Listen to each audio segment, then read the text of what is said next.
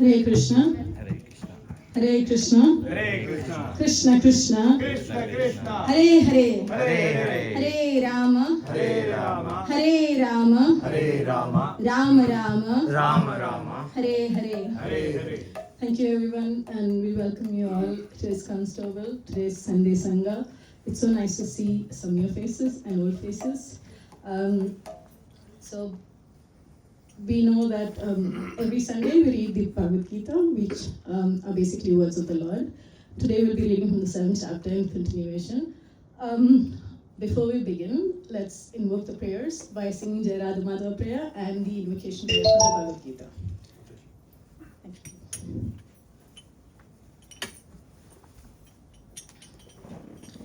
So Prabhu has raised everyone's expectation, but I am not worthy of the words that His Grace Radha Govind Hari Prabhu just spoke.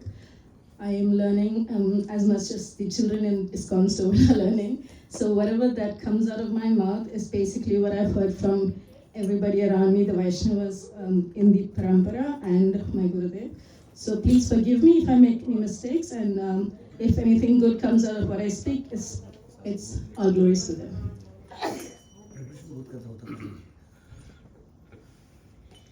Jai Radha Madhava Kunja Bihari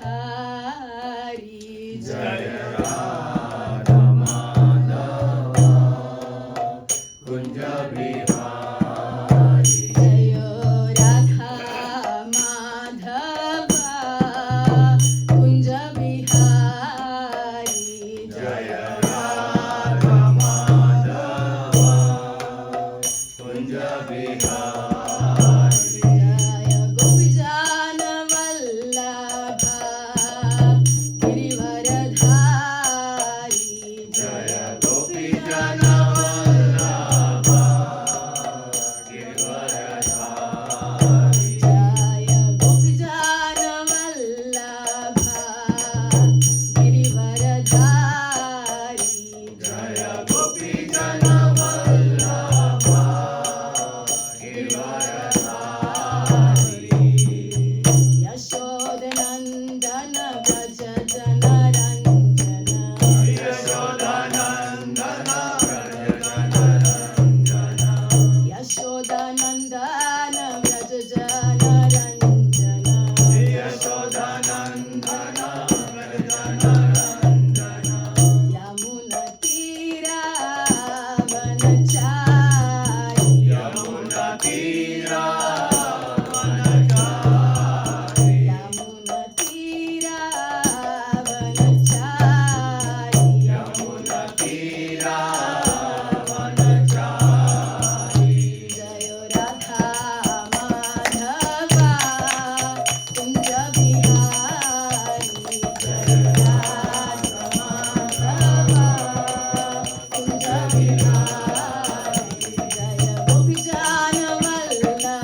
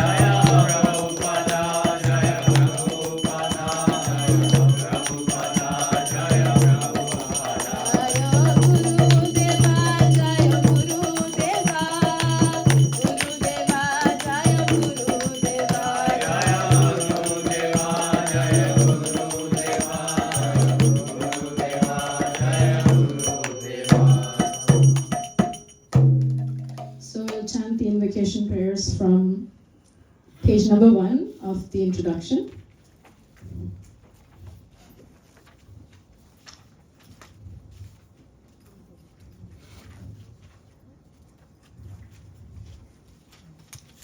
Everyone has a Gita in their hand. So we will chant the first one and then chant the translation for that, and then we'll continue with the rest of the invocation prayers. So please repeat.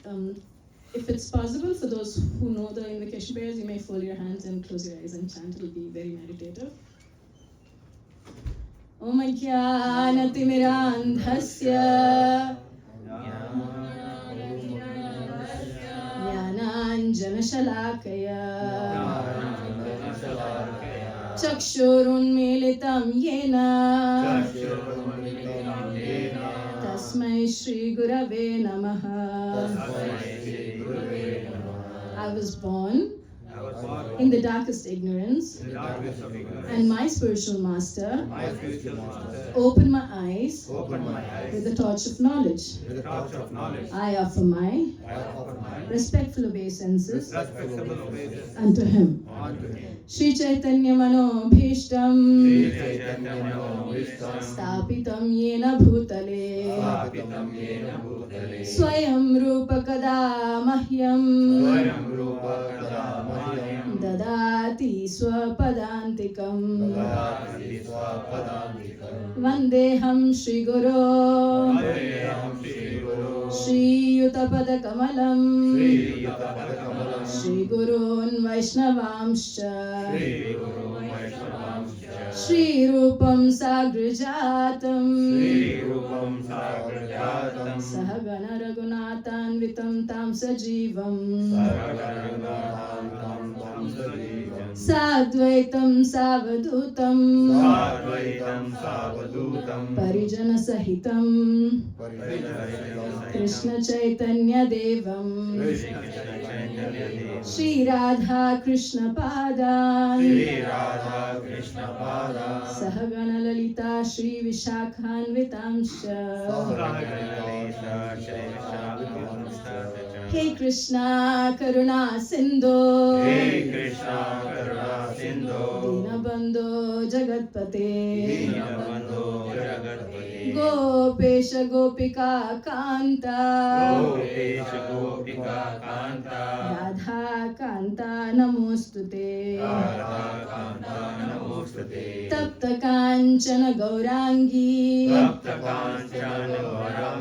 Radhe Vrindavaneshwari Rishabhanusute Devi Pranamami Haripriye Vancha Kalpatarubhyascha Kripa Sindhubhya Evacha Patitanam Pavanebhyo Vaishnavebhyo Namo Namaha. Namam Vishnupadaya Krishna Prishthaya Bhutale Srimate Bhakti Vedanta Swamin Iti Namine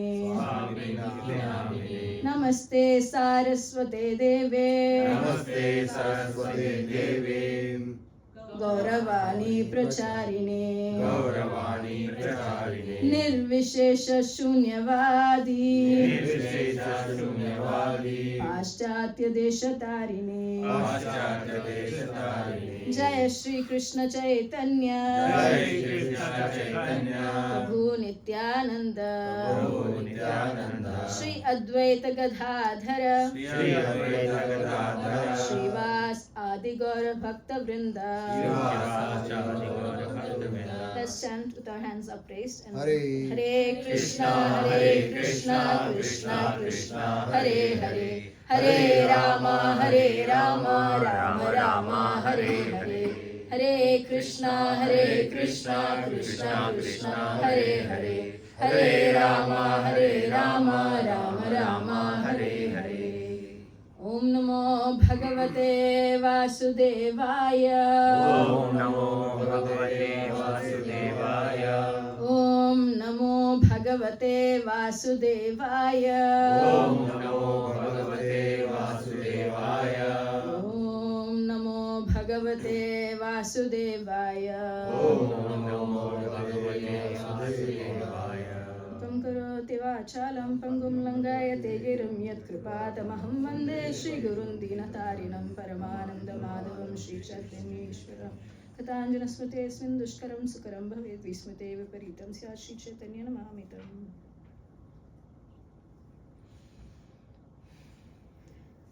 Okay, so it seems like we took a long time for the invocation prayers, right? Yes or no? It's okay, I like it. Depends upon Yeah, your so why we take this much time to chant the invocation prayers is that we need the mercy of the Lord for both the listeners and the speaker. Because while I sit here, I'm not speaking what I ought to, or what I might have, heard so many times. Whatever comes out of my word is what the Lord, mouth is what the Lord wants me to speak, right? And whatever you hear is also, what you take away is also what the Lord wants you to take away, right? So we need their blessings to be able to earnestly understand what He's trying to tell Arjuna, and not just Arjuna, all of us, right? So that's why we spend a lot of time chanting the invocation prayers. And also when we repeatedly chant, there will come a time when all of us can chant these prayers together, right? Okay, so let's go to the 7th chapter. What is the chapter entitled? What is it called? Knowledge of the Absolute. Which page? Jai. page 298. 298. No, that's a small book. Small. That's a small book. Is different. You're having the same. No. Small book is But he said it so loudly that everybody thought it's too Oh, late. no. So for those who have this big bound book, it's on page 316.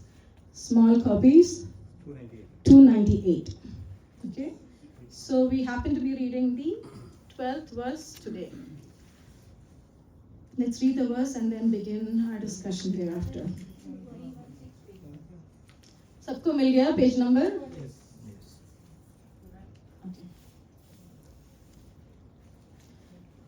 ये चैव सात्विका भावा ये चैव सात्विका भावा राजसास्तामसाश्च ये राजसास्तामसाश्च ये मत्त एवेति तान् विद्धि मत्तएवेति तान् विद्धि न त्वहं तेषु ते मयि न त्वहं तेषु ते मयि ये चैव ये चैव ये चैव ये चैव ये चैव ये चैव सात्विका भावा सात्विका भावा सात्विका भावा सात्विका भावा सात्विका भावा सात्विका भावा राजसास् राजसास् तामसाश्च ये तामसाश्च ये राजसास् तामसाश्च ये राजसास् तामसाश्च ये राजसास् तामसाश्च ये राजसास् तामसाश्च ये ये चैव सात्विका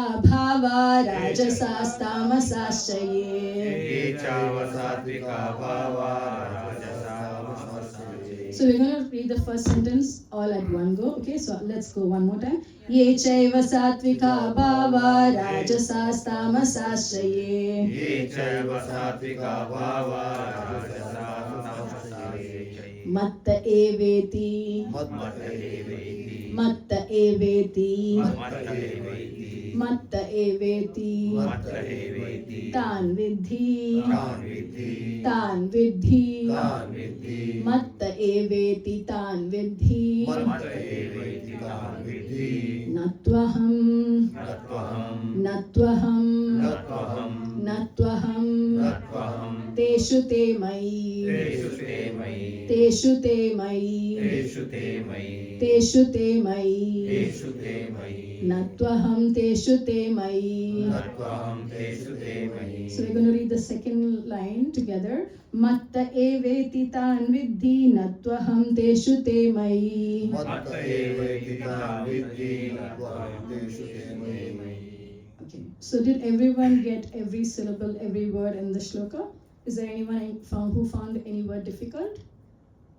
Okay, so let's chant the shloka one more time and maybe we'll have two from the audience chant the shloka. ये चैव सात्विका भावा ये चैव सात्विका भावा राजसास्तामसाश्च ये राजसास्तामसाश्च मत्त एवेति तान् विद्धि for they on the contrary are within me. So I'm going to read the translation one more time for everybody to hear. Know that all states of being, be they of goodness, passion or ignorance, are manifested by my energy. I am in one sense everything, but I am independent. I am not under the modes of the material nature, for they on the contrary are within me. Purport.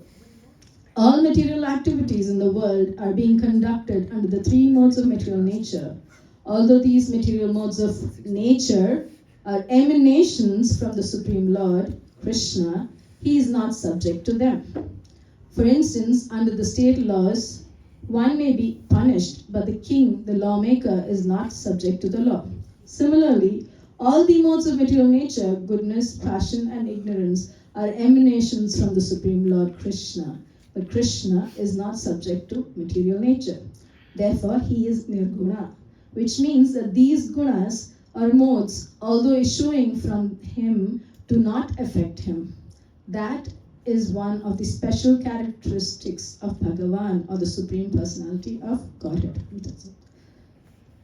So interesting purport, interesting shloka. So this chapter, which is entitled Knowledge of the Absolute, in this chapter, Krishna is giving Arjuna a promise. And what was the promise? Did he give a promise? Maybe not. Does anyone remember how Krishna starts this chapter? Okay, I'll just get straight to the point.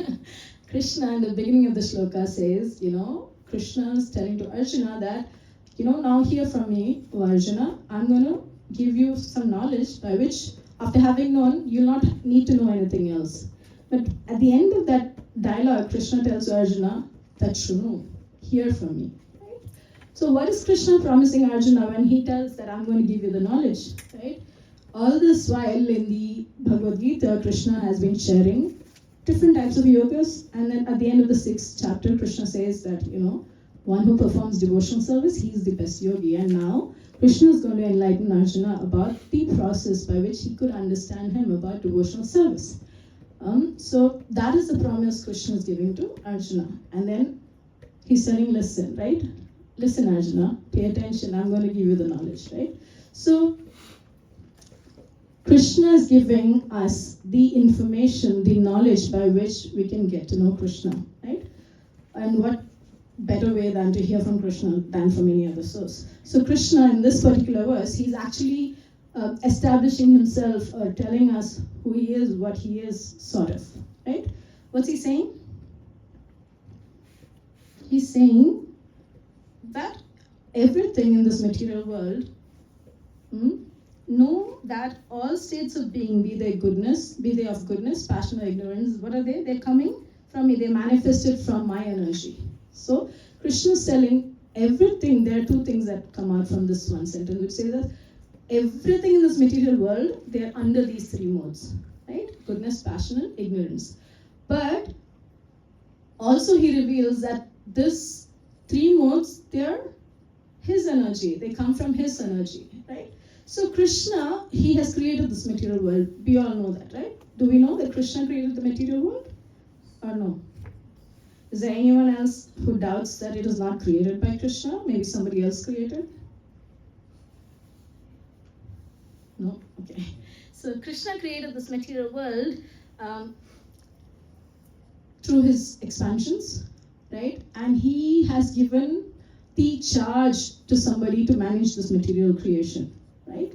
And to manage all the living entities that are in this material creation. So we, as we will learn in the 15th chapter, Krishna says, Mamai Vamsha Jivaloke Jivabhuta Sanatana Manas Shashtani Indriyani Prakriti Sthani Kashyate. Okay, it's 15th chapter. In the 7th chapter itself, Krishna is telling that there are different types of energies. There's superior energy and inferior energy, right? And we form part of Krishna's superior energy. But he lets us know in the 15th chapter that we are struggling in this material world. along with our six senses, which include the mind. And why are we struggling in this material world? Hare Krishna Master. Does anyone know why we're struggling in this material world? Are we all very happy, not struggling, living very easily and comfortably? Or are we have little struggles here and there, right? May not be struggling too much, but there is always a little bit struggle. The road is not very smooth. There is a bump. It's a bumpy road, right? And why all these struggles? Why are we struggling? Maybe you can answer? Influence of the three. Material nature. We want to enjoy without Krishna. We want to enjoy without Krishna. Influence of the three modes. Influence, he came straight to the point. Influence of the three modes, right? We are struggling because of the influence of the three modes. Yes, true, right? So in this world, we think we are doing everything, right? For instance, today we came from our houses to the temple for program, okay? And we think that, we made it on time. I did this, this, and so because of that, I was able to be here. Or we think that, okay, I could not make it because I did this. We blame it on ourselves. We think that, we are the doers. But what's happening? What's really happening behind the scene? Krishna created all of us. He created various, things in this world. And he gave the ownership to his Shakti, Maya Shakti or Durga, to control what we do, right? So if you've seen in the Bhagavad Gita, there's an image of few people, and there's somebody who's holding the strings like a puppet, right? So that image is what we should remember when we think about our struggles, right? We are being controlled by Krishna's Maya Shakti, right? And we are dancing like puppets in our hands. Right? The only way we can get out of that, obviously we're going to learn how. You probably know how to get out, right? Because Maya Shakti belongs to Krishna, right? And so if we surrender to Krishna, we can obviously get out of our clutches. But yes, that's something that we're going to discuss further. But right, this is the first sentence. Know that all states of being, be they of goodness, passion, or ignorance, are manifested by my energy. And then Krishna says after that, I am in one sense everything, but I'm independent. I'm not under the modes of material nature, for they, on the contrary, are within me. So Krishna says, although these material natures, they come, they spring out, or they are, I am the source of all these material natures, I am not influenced by them. And in the Prabhupada, Srila Prabhupada gives the example of the lawmaker and the law, right? For instance, there's a king in the kingdom, he creates laws, and there's punishment for everybody who makes mistakes, and we all have to abide by those laws, but the king himself is not subject to those laws, right? Another example that's often quoted is, we have various traffic rules in this material world, right? So anyone who's on the road has to follow the rules of the traffic rules, has to be followed. But an aeroplane does not have to follow the traffic rules on land because it is just flying in the air, right? It surpasses those rules, or it does not have to follow. It's similarly, Krishna is beyond these rules. He creates everything, he makes everything, but he's not subject to anything because he is the source of all of it, right? So that's just explaining the translation. So because Krishna is not subject to these three modes of material nature, Srila Prabhupada says that he is called as Nirguna. Right? This word Nirguna is often debated word. The materialists, the Mayavadis who don't believe in the two-handed Shyamasundara form of the Lord, they often say that Krishna's Nirguna means that Krishna is not a person, he does not have qualities, he is that Nirakar, that that Brahman, into whom we will all merge into, right? They do not think that devotional service is something that we ought to do, right? Krishna has been glorified as in so many beautiful ways to explain that he is a person by Lord Brahma, by his various other devotees. In the Brahma Samhita, there are various shlokas which describe the beauty of the Lord. One is the invocation of the seventh shloka, which says, Ishvara Parama Krishna Sachidananda Vigraha Anade Radha Govinda Sarva Karana Karanam, right? That shloka says that Krishna, he is the cause of all causes, and he is the supreme absolute truth, Ishvara Parama Krishna. And what kind of form does he have? Tribhanga Nayana, Satchit Ananda. His form is full of eternity, bliss, and knowledge, right? The same Brahma who's born out of the navel of Narayana, who's an expansion of Lord Shri Krishna. This Lord Brahma, as prayers to Lord Shri Krishna, he says another shloka, says, Alola Chandra Kalasat Vanamalya Vamshi Ratnangadam Pranaya Keli Kala Vilasam Shamam Tribhangalalitam Niyata Prakasham Govindam Adi Purusham Tamaham Bhajami. There again he says Shamam. What kind of form does he have? Shama Varna. He's got this beautiful blackish form, right? Shamam Tribhangalalitam. He's got a three-bended form, right? Niyata Prakasham. From which there's always Light. effulgence is emanating, right? The people who don't understand the two-handed form of the Lord, that they think that the light that they see is the all in all, right? They do not understand. And they think that the Vedas, the Shastras, they're explaining so much about this beauty of the Lord, but this person, this is not what we ought to do. This is not devotion. Some people, they falsely think, because even in the Gita, Krishna says that unless we are Shraddhavan Bhajate Yumam, unless we are surrendered to him with complete faith, we will not be able to know Krishna, right? The same thing is being told by Lord Brahma as well, right? Unless we have eyes of love for Krishna, we will not be able to understand Krishna. Only that devotee who is soaked up in the honey of devotional service will be able to understand Krishna, right? So, talking about the Mayavadis again. Why are we talking about them? Because we're discussing this word Nirguna. Yes, Nirguna. So which actually means that Krishna is not controlled by these three modes, but people think that he is without any qualities, that he is not a person. So going back, in the Bhagavatam there are many verses that talk about the beauty of the Lord, and there's this very often quoted, very beautiful verse that describes the beauty of Krishna and Balaram and all the gopis, basically Krishna Gopas, when they enter into the forest to do their cow herding pastime. It's really beautiful shloka. We can all chant together maybe. Please repeat along after me. Barhapidam Natavaravapuhu Karnayoho Karnikaram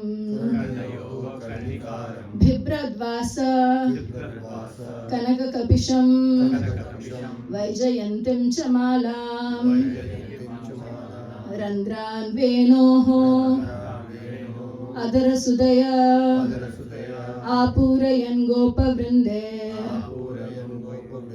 Vrindaranyam Swapadaramanam Pravishad Gita Kitihi. So this Krishna, he's this boy cowherding boy. They don't know that Krishna is the supreme absolute truth, right? So when he's in this world, but obviously Shukadeva Goswami and Sutta Goswami and all the acharyas, they know. But this shloka, they're describing Krishna when he enters into the forest of Vrindavana. How is he looking? How does he look? He has a top knot on his head. He's wearing Vaijayanti Mala. He's beautifully decorated. And they talk about the flute. When we blow the flute, we are blowing air into the flute, right? But Krishna, Randran Venoho Adharasudayapur, he is blowing nectar into those, into the holes of those flute, right? So obviously we can get into the minutiae of description, but this shloka again goes to prove that Krishna is a person, right? That same supreme absolute truth who resides in Goloka Dham came into this material world and performed so many leelas. And again in the Bhagavad Gita, Krishna says, the fools are unable to understand my pastimes, and they deride me and think that I'm just a normal person, right? So, but these Mayavadis, they don't even think Krishna is a person. At least if they think that he's a person, or maybe he's just a superhuman being that is described in the Shastras just to attract foolish people, to get to know him and then, to surrender to him. But he's not really a person. He doesn't have any qualities. And this is just beautiful vocabulary just to attract the minds of people. They do not think that these descriptions of the Lord are true, right? But Krishna is telling us time and again in the Bhagavad Gita that unless we are surrendered to him through the process of bhakti, we will not be able to know him. Why? Because we are always controlled by the three modes of material nature. And why is he emphasizing on the process of bhakti is something that we'll be discussing in the next verse. Let's get into the purport again.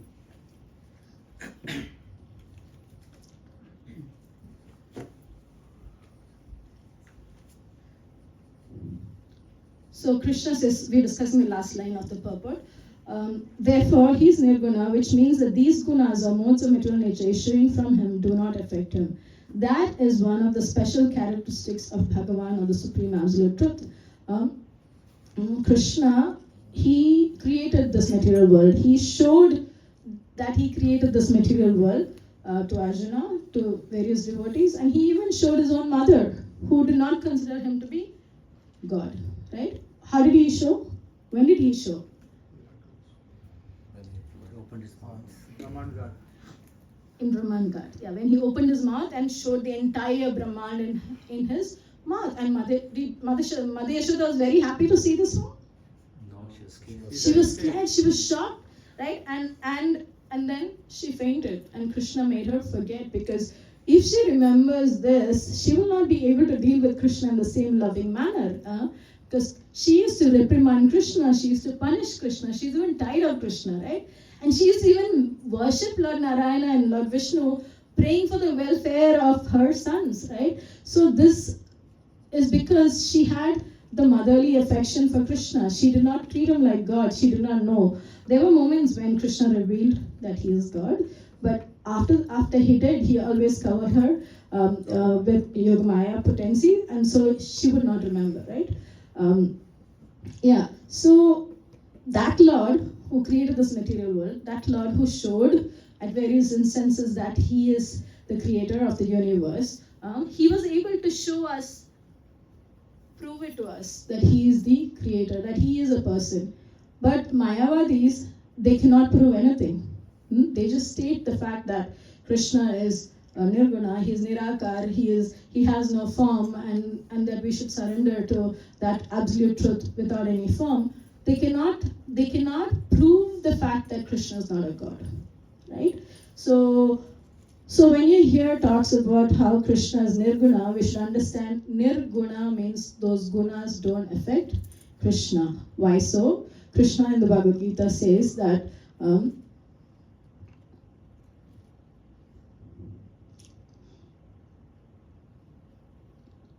Maya Dakshina Prakriti Suyati Sacharacharam not. Okay. There is a verse in the Bhagavad Gita that says that Krishna you can overcome the influence of the material nature in the 7th chapter itself by surrendering to Krishna, because he is the one who controls these three, the material nature, right? So just give me a minute, I will pull out the verse.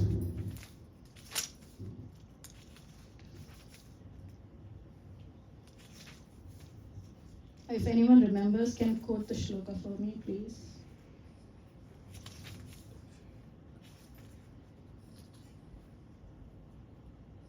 Oh, it's the...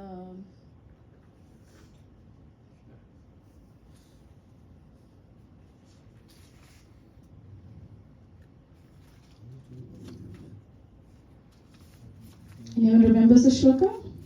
Any lines you remember?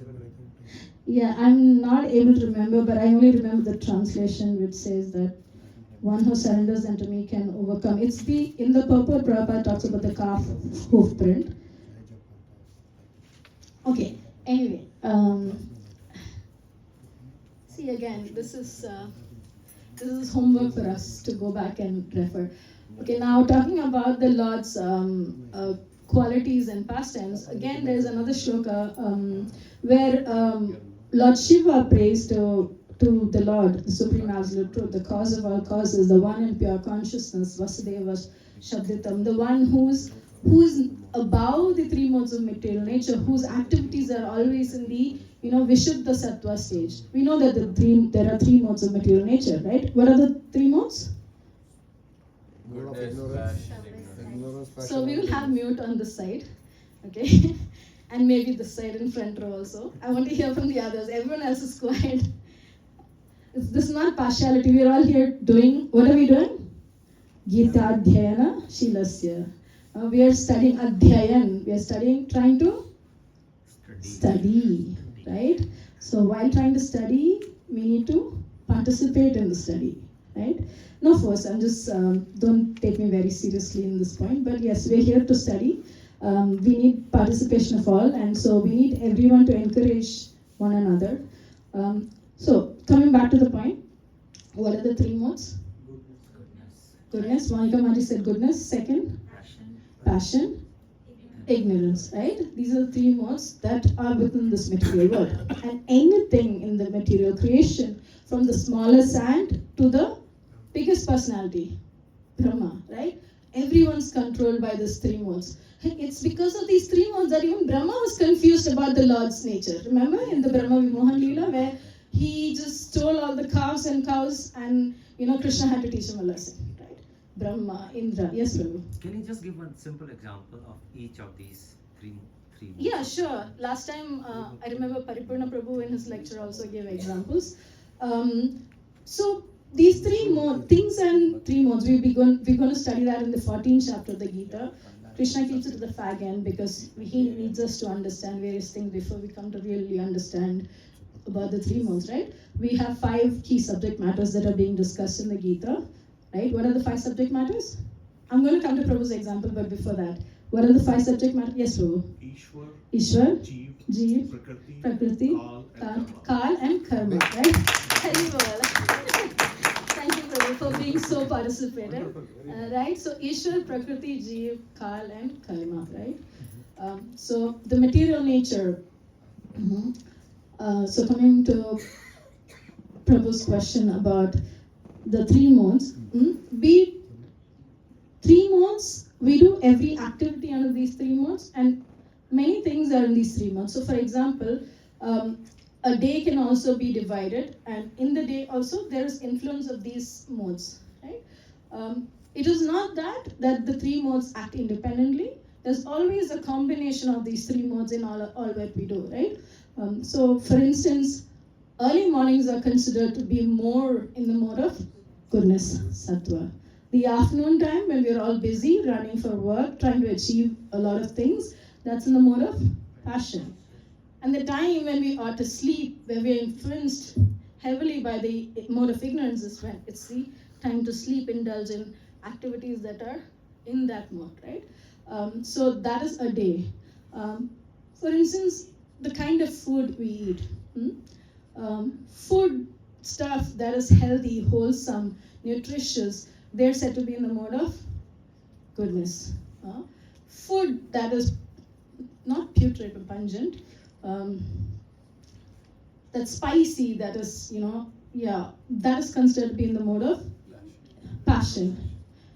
Putrid and pungent, and that goes through a lot of fermentation, is kept for many days and eaten, that's considered in the mode of stale food, yes, is considered in the mode of ignorance, right? And again, charity, things that we do, like, even our devotion itself, even the japa we do can be in three modes, right? When we do japa with the intention of pleasing the Lord, that is more so in the mode of goodness. When we do japa just to finish the rounds, that's considered to be in the mode of passion.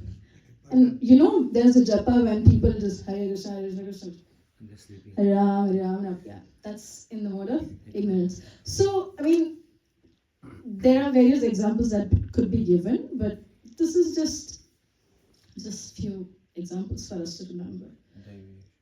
Yeah, that's a verse. Yeah, Daivi Esha Gunamayi Mama Maya Turatyaya Mam Eva ye prapadyante mayam etam tarantite. Mayam etam tarantite. How can you overcome the influence of Maya?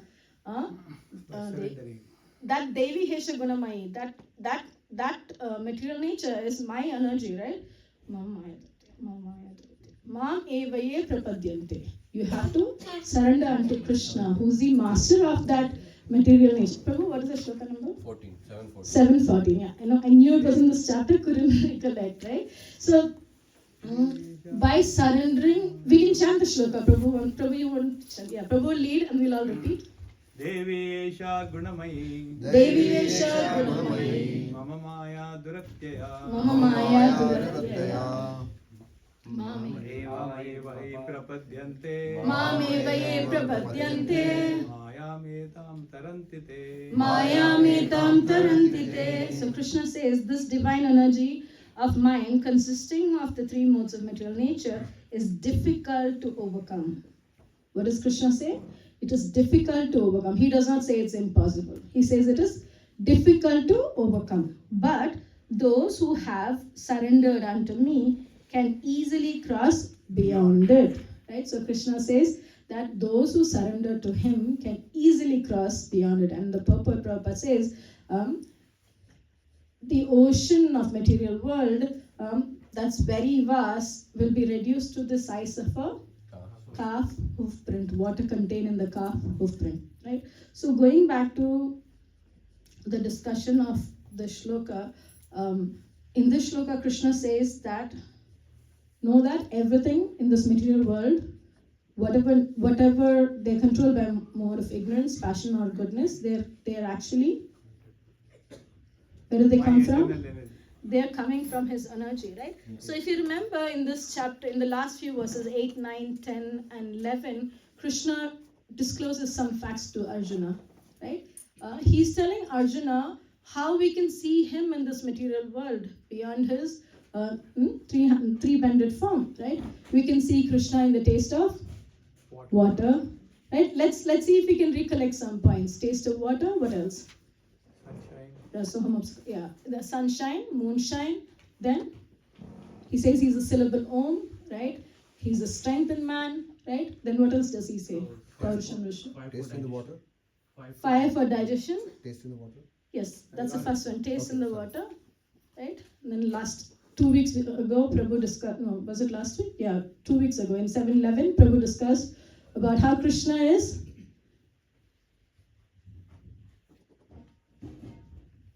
He spoke about Hanuman. He gave so many examples. What is that for?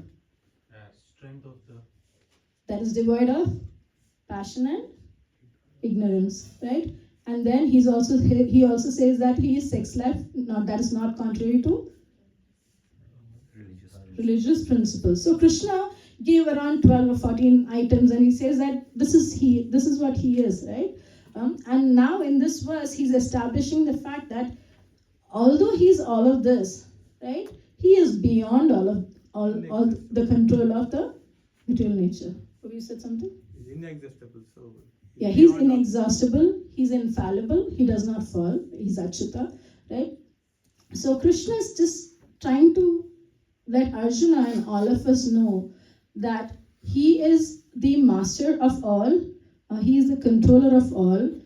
Although everything has come from him, none of these things affect him, right? That's what it's a very simple shloka. We went all around, but this is the fact that we need to take away, that all material activities in this world are controlled by the material nature, the three modes of material nature: goodness, passion, and ignorance. And when we do activities within these three modes of material nature, what happens to the results of these activities? Results into bondage of. Yeah, it causes bondage in this material world, right? We are bound in this material world. Is everyone feeling sleepy, or are we all awake? In the mode of ignorance. Are we in the mode of goodness, passion, or ignorance? Okay, so Goodness. Bondage. yeah, so we are the activities we do cause bondage in this material world. The only kind of activity that will take us away from this bondage, that will not give any negative or positive results, is Krishna conscious activities, right? I heard this example, I don't know from whom, but we're all in a train, right? Some people are very proud. They're in a first class or I don't know the different classes, but in Dubai we have gold class and we have a normal class. Only 2 classes in the metro, right? So the gold class is really very small. Only few people can go on it. But the only positive fact in that place is that, okay, we all have seats, they have a place to keep their laptops, work, whatever. It's a little more comfortable than the normal. It's not that the other compartment is any less this thing. The only plus is that they have a facility to relax and do work if they have to. But everyone's going to reach the station at the same time, right? They're all in the same train, right? So some of us are, in a better situation in life, but we all have this human form of life, right? Which will help us get to Krishna, right?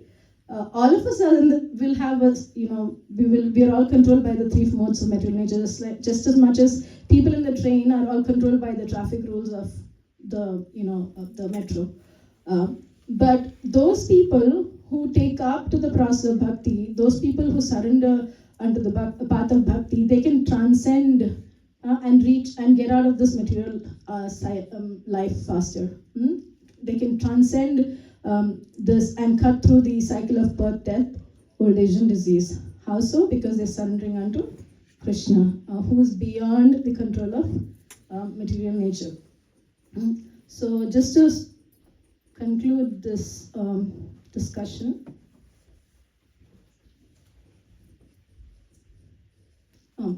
so although we're hearing these things, although we're learning these things from the Bhagavad Gita, we were discussing the other day how we will not progress without applying the things that we learn in our life, right? So how much are we really applying the knowledge that we're gaining every week? This is something we should introspect, ask ourselves, right? We come every Sunday. What is the purpose of us coming every Sunday to this Sangha, to the temple? To learn how to go beyond 3 modes. To learn how to go beyond the 3 modes. Okay, Prabhu says that. How about the others? Remember. To remember. To ask Radha Sangha. To remember? To remember what? To remember Krishna. To remember Krishna and to have sadhu sangha. Yes, that's very important, to have sadhu sangha, because without the association of devotees, we will not be able to remember Krishna, right? Because they are the ones who assist us, they are the ones who help us to remember Krishna. They are the ones who will take us to the lotus feet of Krishna. How so?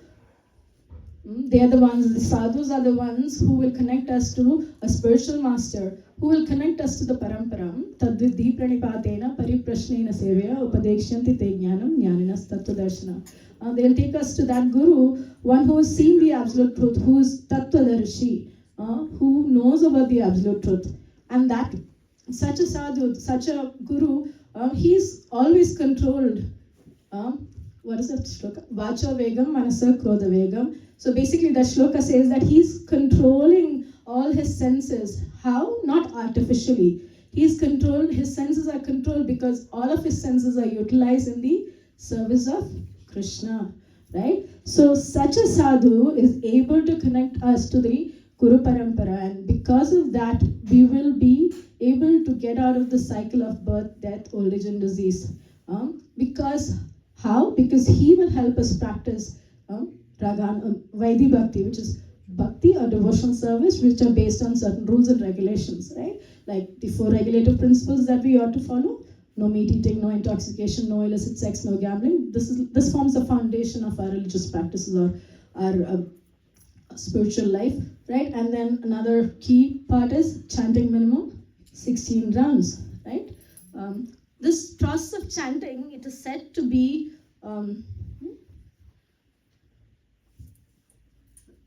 that aushadhi, that medicine. We get medicine for every disease that we have, right? Right? Some doctors give us broad spectrum antibiotic that will cover various diseases, right? Like that, this Harinam is like a broad spectrum that helps us get out of this Mahadhavagni, this forest fire in this material world that is there, it'll help us get out of this Mahadhavagni. What will help us? Jap of what? 16. Jap of? Hare Krishna. Sorry, I cannot. I'm unable to hear. Jap Hare of? Krishna Maha. Hare Krishna Mahamantra. Can we chant one time together? Hare Krishna, Krishna Krishna, Hare Hare, Hare Rama, Rama Rama, Hare Hare. So this holy name of the Lord has so many beautiful qualities, and as Bilvamangala Thakura says in his prayers, Chaurashtakam, it destroys the mountain of sins that have been accumulated. Sorry, not Bilvamangala Thakura. In the Namashtakam, it is said that the mountain of sins that has been accumulated will be destroyed by chanting the holy name of the Lord. And how should we chant the holy name of the Lord? In a humble state of mind, without expecting anything. We shouldn't chant thinking that, if I chant the holy names of the Lord, I'll be freed from the attachment to the material world, I'll be freed from all my karma. No, that shouldn't be our thought. Right? We should chant the holy name of the Lord with utmost, in a pure state of mind. Because chanting the holy name of the Lord, what is chanting the holy name of the Lord?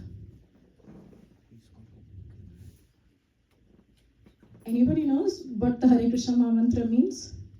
It's kind of a meditation. It's kind of a meditation, yes, it is What is the meditative. meaning of like Yeah, but what is the meaning of this Hare Krishna Mahamantra? We are chanting Hare Krishna, Krishna Krishna, Hare Hare, Hare Rama, Rama Rama, Hare Hare.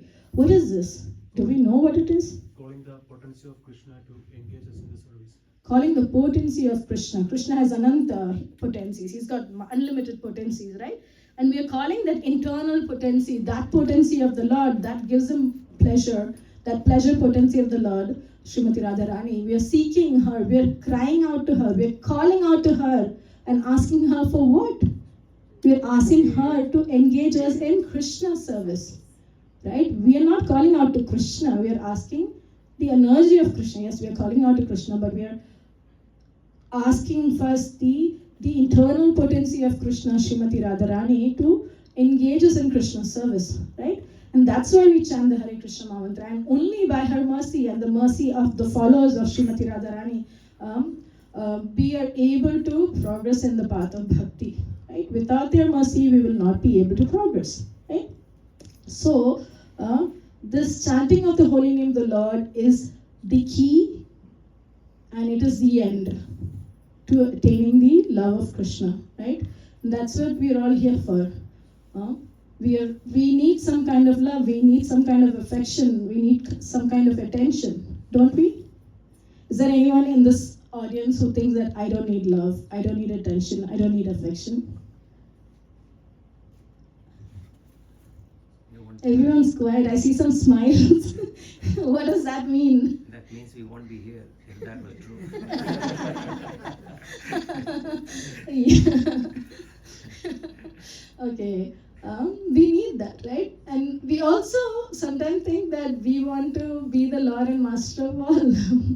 But you can't have both, right? When you love someone or something, you have to serve that person, right? You can't expect service. You have to also serve, right? So that is what we do here. We serve Krishna with love, right? Everything that we do here, whether I'm sitting here and speaking, or someone's playing the mridanga or kartal, or someone's doing the arti, or someone's making the bhoga and offering to Krishna, they're doing it out of love for Krishna, right? And that love is what will help us progress to Krishna. That love, when we understand that love or immerse ourselves in our love, we will get out of the three modes of material nature which are holding us into this material world, right? So I end this discussion. If anyone has any questions, want to add anything, I'm sure there's so much to talk about this verse, but with this mind that is being controlled by the three modes of material nature, this is all I could present. Anyone wants to add anything? Please feel free to add.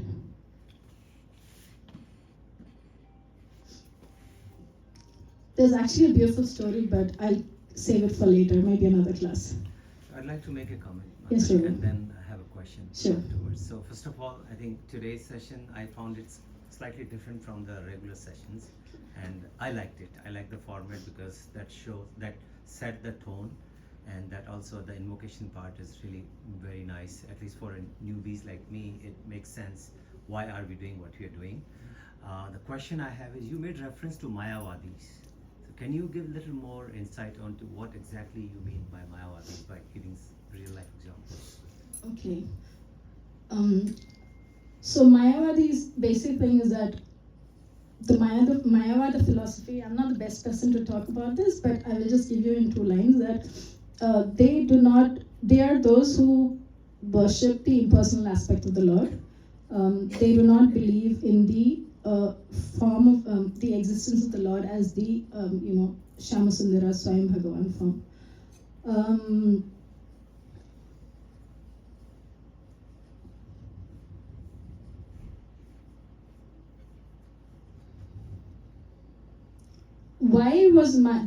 So basically there's a reason, right? Krishna comes into this material world, and he comes to establish dharma, right?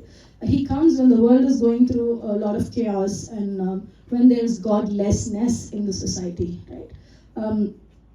So to get people to worship, to bring them to a state of, worshipping or following something, that is when certain truths are, told to people and according to time, place, and some circumstance, right? So Shankaracharya, right? Yes, Shripad Shankaracharya, he came and, he spread this, Mayavada philosophy. But he is the same person at the end, he says, Bhaja Govindam, Govindam, Bhaja Mudavate, right? Oh, foolish people, worship that Govinda, he says. But to the masses, he gave this Mayavada philosophy, right? Why? Because there was so much of nonsense going on in this world, so he had to come down, Lord Shiva as Shankaracharya had to come and preach this philosophy, right? So that is just to give you a gist. But as you read the Bhagavatam and as you read the Bhagavad Gita and as you read, various literatures, you will understand more deeper into this philosophy of Mayavada. And there's Vishishta, Advaita, and so many things. But yes, this is just to give you a little bit of idea. I hope that's enough. Okay. Yeah. But we can discuss later about it. Any other question? Are you all sad because the weekend is coming to an end? The long weekend is coming to an end. Okay, if there's nothing else, then we will end today's session. Thank you so much. No, on behalf